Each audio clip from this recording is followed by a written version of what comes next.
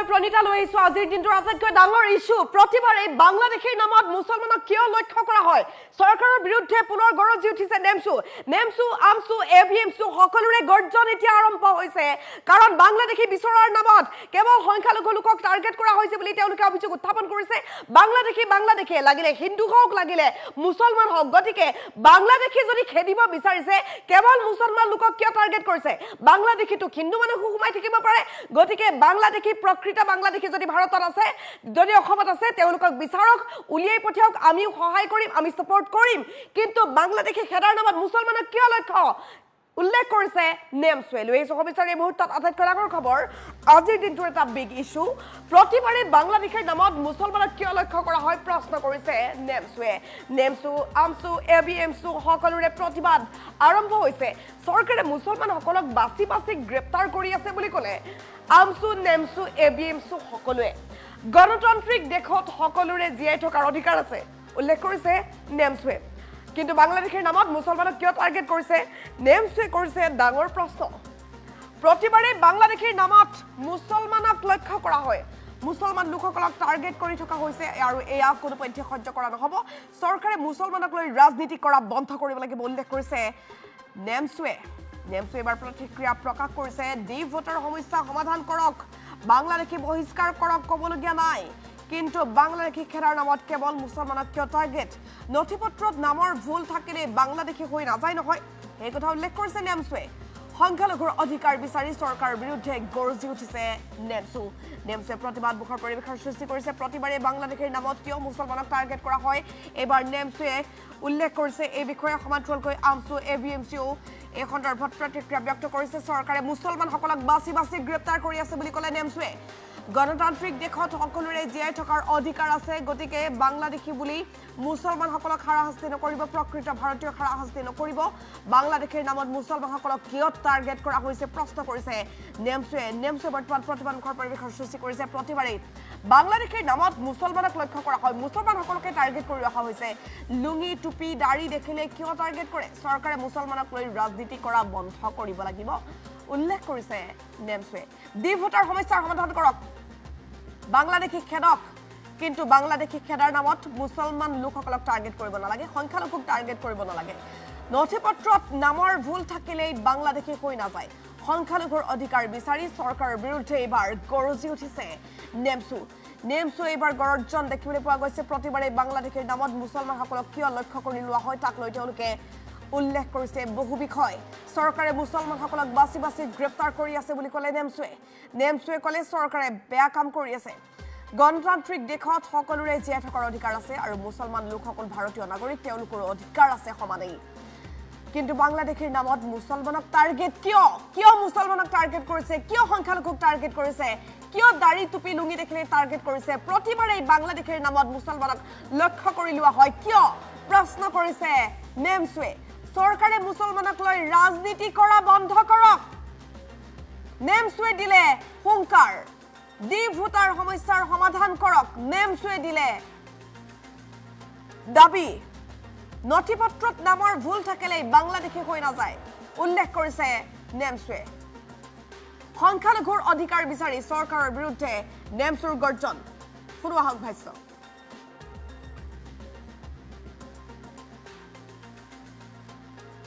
হয় আজি আমি দুটা দিনৰ পৰা লক্ষ্য কৰি আছো যে আমাৰ অসম পুলিচে আমাৰ কিছুমান মাইনৰিটি এৰিয়াৰ পৰা আমাৰ বিভিন্ন জিলাৰ পৰা আমাৰ মুছলমানসকলক বাছি তেওঁলোকে গ্ৰেপ্তাৰ কৰি আছে আৰু এই গ্ৰেপ্তাৰটো কৰিছে একমাত্ৰ বাংলাদেশীৰ সন্দেহত মই প্ৰশ্ন কৰিব বিচাৰিছো যে এটা ফেমিলিৰ পৰা তিনিজন ভাই ককাৰ ভিতৰত এজন বাংলাদেশী আৰু দুজন স্বদেশী কেনেকৈ হ'ব পাৰে এই প্ৰশ্নটো মই প্ৰথমতে অসম আৰক্ষীক কৰিব বিচাৰিছো অসম আৰক্ষীয়ে এই প্ৰশ্নৰ জবাব তেওঁলোকে দিব লাগিব এইখন গণতান্ত্ৰিক দেশ এইখন দেশত সকলোৰে জীয়াই থকাৰ অধিকাৰ আছে বাংলাদেশীৰ পক্ষত আমি নহয় এজন বাংলাদেশীও আমি অসমত থকাটো নিবিচাৰো কিন্তু বাংলাদেশীৰ নামত বাছি কেৱল আমাৰ মুছলমান মানুহক যদি তেওঁলোকে সন্দেহ কৰি পেলাই তেওঁলোকে গ্ৰেপ্তাৰ কৰি ডিটেনশ্যন কেম্পত যদি বন্দী কৰে সেই কথাটো আমি কেতিয়াও মানি ল'ব নোৱাৰো হয় বাংলাদেশে আমি থাকিব নালাগে, বাংলাদেশীৰ পক্ষত আমি নহয়। আমি উত্তৰ পূৰ্বাঞ্চল সংখ্যালঘু ছাত্ৰ সন্থা চমুকৈ নেমচুৱে বাৰে বাৰে ক'ব বিচাৰিছো, এতিয়াও ক'ব বিচাৰিছো যে আমাৰ এজন বাংলাদেশীও আমি অসমত থকাটো নিবিচাৰো। আৰু যদি অসমত বাংলাদেশী আছে, আমাৰ অসমৰ প্ৰতিজন বাংলাদেশী যদি বাংলাদেশী আছে, সেইজন বাংলাদেশীক ধৰাৰ কাৰণে আমি প্ৰস্তুত।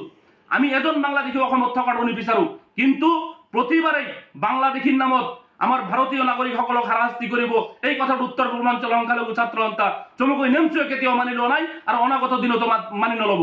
গতিকে মই অসম চৰকাৰ আৰু আমাৰ অসম পুলিচক আহ্বান কৰিব বিচাৰিছো যে যদি মানুহজন বাংলাদেশী হয় তেনেহ'লে সেইজন মানুহক আপোনালোকে বাংলাদেশত প্ৰত্যাৰ্পণ কৰক। আৰু যদি বাংলাদেশী নহয় তেনেহ'লে তেওঁলোকক আপোনালোকে ভাৰতীয় বুলি ঘোষণা কৰি তেওঁলোকক লৈ ৰাজনীতি নকৰিব, ৰাজনীতি বন্ধ কৰক। ইয়াৰ আগতে কংগ্ৰেছ চৰকাৰৰ পৰা আৰম্ভ কৰি এজিপি চৰকাৰৰ পৰা আৰম্ভ কৰি বিজেপি চৰকাৰলৈকে আমাৰ এই ডিপোৰ্টৰ সমস্যাটো সমাধান কৰিব নোৱাৰিলে, ডিপোৰ্টৰ সমস্যাটো জীয়াই ৰাখি তেওঁলোকে আমাক বলিৰ পঠা সজাই তেওঁলোকে কি কৰিলে, বাৰে বাৰে তেওঁলোকৰ ৰাজনীতি বৈতৰণি পাৰ কৰিলে। গতিকে মই প্ৰতিটো চৰকাৰক মই আহ্বান জনাইছো, প্ৰতিটো চৰকাৰক মই সকীয়াই দিব বিচাৰিছো যে আপোনালোকে এই ডিপোৰ্ট সম্পৰ্কে আপোনালোকে কোনো ধৰণৰ ৰাজনীতি নকৰিব। যদি মানুহজন বিদেশী হয় তেওঁক বাংলাদেশলৈ প্ৰত্যাৰ্পণ কৰক, আৰু যদি স্বদেশী হয় তেওঁক লৈ আৰু আপোনালোকে ৰাজনীতি নকৰিব। মই এই কথাটো বহুত আগৰ পৰাই কৈ আহিছিলো আৰু এতিয়াও কৈছো যে এটা ঘৰৰ ফেমিলিৰ তিনিজন ভাই ককাৰ ভিতৰত এজন কেতিয়াও বাংলাদেশী হ'ব নোৱাৰে আৰু দুজন কেতিয়াও স্বদেশী হ'ব নোৱাৰে। আপোনালোকে হয়তো নামৰ কিছুমান ভুল থাকিব পাৰে, আৰু সেই নামৰ ভুলটো কিন্তু তেওঁলোকৰ নহয়। আমাৰ যিমান বিষয়ববী আছে, আমাৰ যিমান চৰকাৰী বিষয়ববী আছে, তেওঁলোকে নাম লিখাত ভুল কৰিছে। ভুল তেওঁলোকে কৰা নাই যিসকলে ভোটাৰ লিষ্টত নামবিলাক লিখিছে, ভুলটো তেওঁলোকে কৰা নাই যিসকলে ডিটিপি কৰিছে, যিসকলে নামবিলাক লিখিছে তেওঁলোকে সেই ভুল কৰিছে। যিসকলৰ নাম ভোটাৰ লিষ্টত অলপ দুই এটা আখৰ ইফাল সিফাল হৈছে তেওঁলোকক আপোনালোকে সন্দেহৰ চকুৰে চাই তেওঁলোকক আপোনালোকে সন্দেহ কৰি গ্ৰেপ্তাৰ কৰিছে। গতিকে এই কথাটো কেতিয়াও মানি লোৱা নহ'ব, এই কথাটো কেতিয়াও মানি লোৱা নহয়। মই সেইকাৰণে কৈছো যে আমি উত্তৰ পূৰ্বাঞ্চল সংখ্যালঘু ছাত্ৰ সন্থা চমুকৈ নেমচুৱে আমি বাৰে বাৰে কৈ আহিছো যে যদি অসমত বাংলাদেশী আছে সেইজন বাংলাদেশী ধৰাৰ কাৰণে আমিও প্ৰস্তুত হৈ আছো। এজন বাংলাদেশীও আমি অসমত থকাটো নিবিচাৰো। কিন্তু বাংলাদেশীৰ নামত আপোনালোকে স্বদেশীসকলক লৈ কোনো ধৰণৰ ৰাজনীতি নকৰিব আৰু স্বদেশীসকলক কোনো ধৰণৰ হাৰাশাস্তি কৰিবলৈ দিয়া নহ'ব। এই কথাটো মই অসম চৰকাৰ আৰু অসম পুলিচক মই আহ্বান জনাইছো যে আপোনালোকে এই বস্তুটো চিৰদিনৰ কাৰণে আপোনালোকে নিষ্পত্তি কৰক। তাকো নকৰি পেলাই আপোনালোকে যদি বাৰে বাৰে যদি মুছলমান নাম হোৱা বাবে যদি আপোনালোকে তেওঁলোকক সন্দেহৰ চকুৰে চাই গ্ৰেপ্তাৰ কৰি পেলাই ডিপোৰ্টৰ যিটো অবৈধ এটা শব্দ, এই শব্দটো পিছত লগাই যদি আপোনালোকে বাৰে বাৰে আমাক হাৰাশাস্তি কৰি থাকে, এই কথাটো কেতিয়াও আমি মানি ল'ব নোৱাৰো আৰু এই কথাটো অনাগত দিনত আমি মানি লওঁ। গতিকে আপোনালোকক মই আহ্বান জনাইছো, অসম চৰকাৰৰ হিমন্ত বিশ্ব শৰ্মা ডাঙৰীয়াক মই আহ্বান জনাইছো আৰু অসম পুলিচৰ ডিজিপি মহোদয় হৰমিত সিং ডাঙৰীয়াক আপোনাক মই আহ্বান জনাইছো যে আপোনালোকে তদন্ত কৰক, ভালদৰে তদন্ত কৰি পেলাই তাৰপিছত যদি প্ৰকৃততে বাংলাদেশী হয় তেওঁক আমিও অসমৰ পৰা যোৱাটো আমি বিচাৰো। এজন বাংলাদেশী আমি অসমত থকাটো নিবিচাৰো। গতিকে মই আমাৰ উত্তৰ পূৰ্বাঞ্চল সংখ্যালঘু ছাত্ৰ সন্থা চমুকৈ নেমচুৰ ফালৰ পৰা স্পষ্ট কথা কৈছো যে বাংলাদেশী যদি হয় তেওঁক বাংলাদেশলৈ প্ৰত্যাৰ্পণ কৰক, আৰু যদি বাংলাদেশী নহয় তেওঁক ভাৰতীয় বুলি ঘোষণা কৰি ভাৰতত শান্তিত থাকিবলৈ দিয়ক। তাকে নকৰি যদি আপোনালোকে বাৰে বাৰে আমাৰ মুছলমানসকলক যদি এনেকে এটাৰ পিছত এটা যদি আপোনালোকে হাৰাশাস্তি কৰি থাকে, সেই কথাটো কেতিয়াও মানি লোৱা নহ'ব আৰু অনাগত দিনতো মানি নলওঁ। গতিকে যদি আপোনালোকে এই কামখিনি নকৰে, অনাগত দিনত আমি কিন্তু গণতান্ত্ৰিক পদ্ধতিত আমাৰ নেমচুৰ ফালৰ পৰা গণতান্ত্ৰিক পদ্ধতিত আমি প্ৰতিবাদ কৰিবলৈ বাধ্য হ'ম। লাগিলে আমি ৰাজপথ অৱৰোধ কৰিম, আমাৰ হাজাৰ মুছলমান মানুহ ওলাই আহিব। আমি মুছলমান হোৱাৰ কাৰণে যদি আপোনালোকে এইবাৰে বাৰে এই কাম কৰি থাকে তেনেহ'লে আমি গণতান্ত্ৰিক পদ্ধতিত ইয়াৰ বিৰুদ্ধে আমি গণতান্ত্ৰিক পদ্ধতিত আমি প্ৰতিবাদ কৰি যাম। হয়, আজি আমি 2টা দিনৰ পৰা লক্ষ্য কৰি আছো যে আমাৰ অসম পুলিচে